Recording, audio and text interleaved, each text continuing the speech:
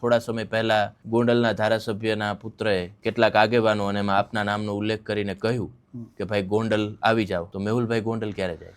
દેખો, નાના છોકરા બાંધે ને ત્યારે એવું કહે કે તું આ પોપડામાં આવી જાજે, આ મેદાનમાં આવી જજે, અમે બાંધી લઈશું. તો વી આર મેચ્યોર ઇનફ. આ સંવિધાનનો જમાનો છે, કાયદા કાનૂન મુજબ પ્રક્રિયાઓ ચાલતી હોય છે.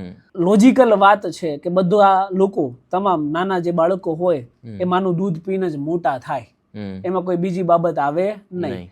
એટલે આવી જ્યારે ચેલેન્જો આપણે સાંભળીએ ને ત્યારે આપણને એવું થાય કે આ લોકોને એક વાર અભ્યાસ કરવો પડે કે તમે તમારા નામની આગળ સામાજિક સેવકના ટેગ મારો છો એ રાખવા કે હટાવી દેવા.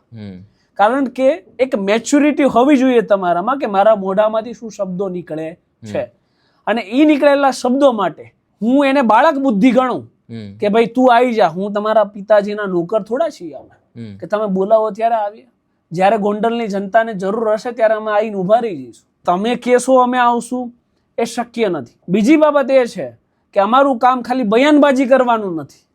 રાઈટ, 2000 થી 2200 કેસો લડીએ છીએ, જનતાના ન્યાય માટે કોર્ટમાં અવાજ ઉઠાવીએ છીએ, ઓન રોડ ફાઇટ આપીએ છીએ. રાઈટ, તો એમાંથી અમને આવી છીછોરાપંતી કરવા માટેનો સમય નથી મળતો. રાઈટ, તો હરેક વસ્તુના એક પહેલું હોય.